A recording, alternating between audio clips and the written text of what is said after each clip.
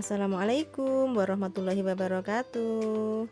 Hai teman-teman, jumpa lagi dengan aku Ratna and Family. Ini suasana rumahku di kampung ya teman-teman. Jadi ini kamar pertama, ini sebenarnya adalah kamar almarhum masku satu-satunya. Jadi ini peninggalan beliau adalah komputer dan sound. Selama di kampung, hal yang paling menyenangkan itu adalah pergi bareng keluarga. Kebetulan ini juga lagi nganterin sepupu yang mau kerja di Surabaya, jadi kami nganterin ke stasiun.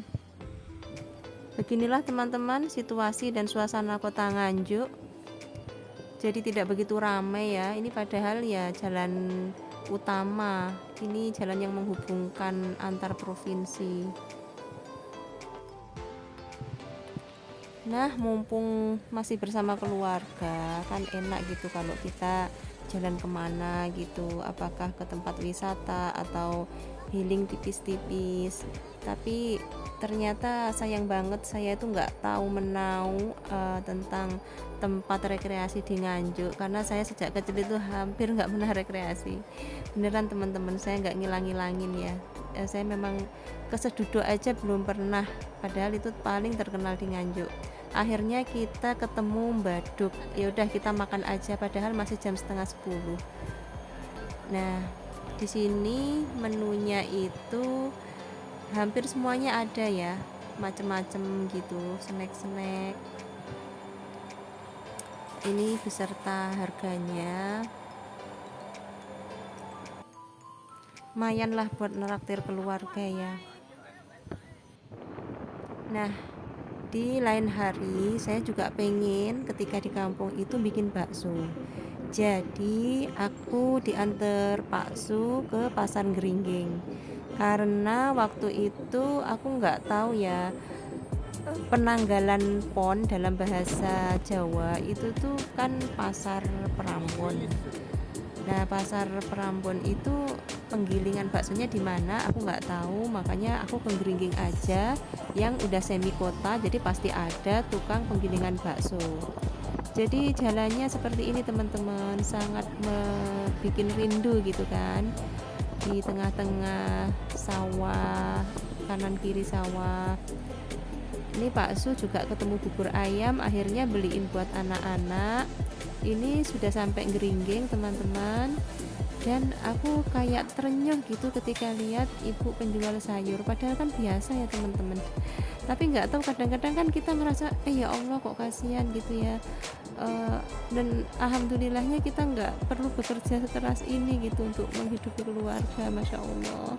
Tapi nggak apa-apa, karena kan strong gitu ya kalau wanita-wanita desa itu. Dan memang kita sebagai wanita memang harus strong ya teman-teman. Nah, ini sudah ada di penggilingan baksonya. Masya Allah, itu yang bertumpuk-tumpuk itu adalah daging yang bagus-bagus loh teman-teman. Jadi aku surprise banget, kok di desa itu kalau bikin bakso dagingnya bagus-bagus ya gitu. Ini tadi juga enak-enak gitu komunikasinya, meskipun berisik tapi kita masuk ke ruangan yang di sono ujung itu teman-teman ya, ketemu ibunya, terus disuruh milih pakai tepung apa dan jumlahnya berapa gitu. Oh ya, aku sempet nanya untuk yang tumpukan daging ini itu punya penjual punya penjual bakso siapa, dan itu ternyata punya penjual bakso di Nganjuk. Namanya apa? Lupa aku teman-teman. Nah, makanya bisa dibedain ya teman-teman, kenapa kalau di Jakarta itu kadang-kadang penjual bakso keliling itu baksonya amis gitu. Bisa jadi itu dagingnya udah kurang bagus teman-teman. Jadi udah daging kemarin atau daging apa tuh namanya? Daging beku. Ya Allah, belepotannya dari tadi ngomongnya. Daging beku yang amis, daging nggak seger, itu yang bikin bakso itu amis. Alhamdulillah udah selesai, Pak Su nungguin di luar, jadi kita pulang aja. Ini suasananya di Geringging, jalan utama yang menghubungkan Nganjuk dengan Kediri. Kita belok ya, karena kan kita ke desa. Jadi Gringging itu masih Kabupaten Kediri. Dan semakin ke dalam semakin ketemu lagi dengan persawahan, bikin rindu, bikin kangen. Ini tidak kita temui di kota. Beralih ke aktivitas kami di kota ya teman-teman.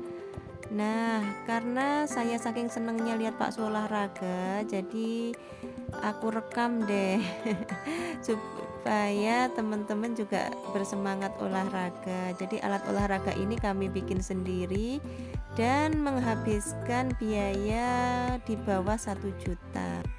Alhamdulillah juga kami sempat menjenguk anak di pondok di Bogor. Ini lagi Pak Ustadznya lagi melantunkan Matan Jazari. Matan Jazari apa Matan apa ya? Saya lupa dan saya juga tidak mengenali karena memang belum belajar ini ya teman-teman.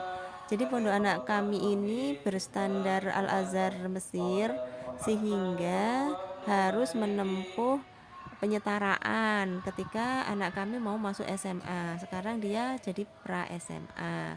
Karena di pondok sebelumnya itu memang pondok biasa sehingga tidak mendapatkan pelajaran-pelajaran sebagaimana di pondok ini. Ini termasuk sepi karena ternyata wali murid itu pada memilih untuk kunjungan bulan depannya. Sore harinya kami pulang dan mampir di warung pinggir jalan. Ini warung pecel lele, pecel ayam dan lain sebagainya. Sengaja kami pilih warung di pinggir jalan biar harganya agak miring, lumayan menghemat di kantong ya.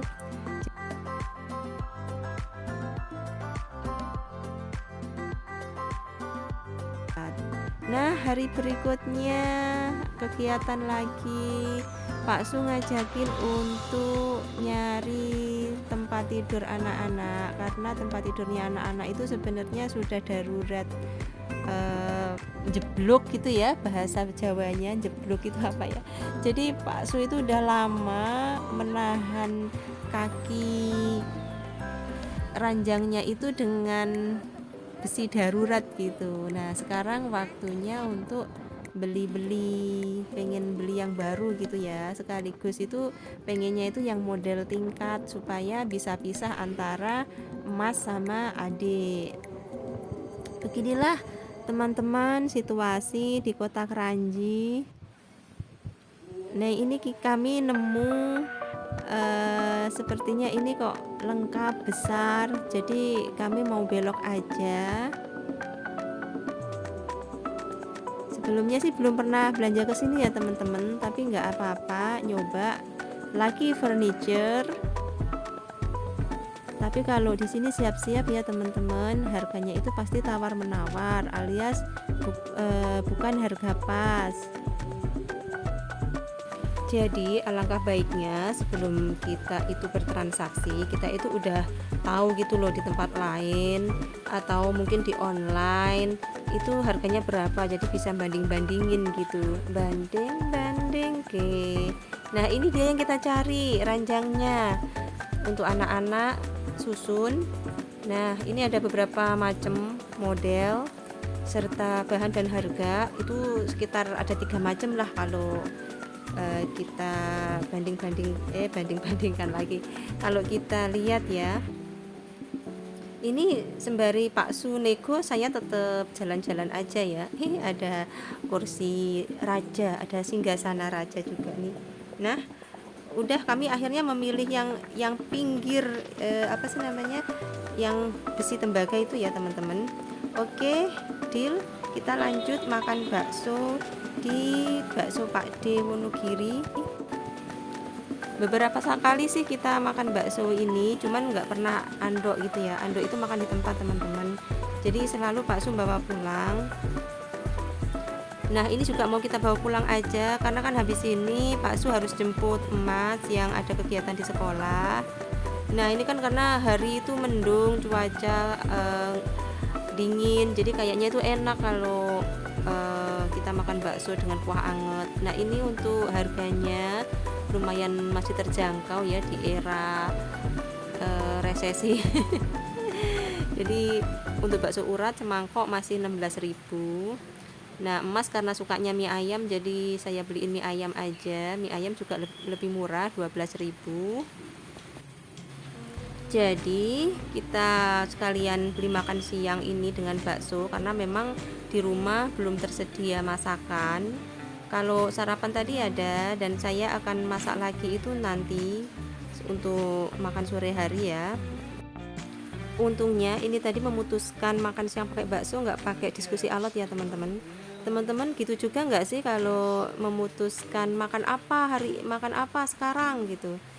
Sama Pak Su itu pasti suka alot gitu. Soalnya kalau wanita itu kalau ditanya itu biasanya sukanya terserah sembarang.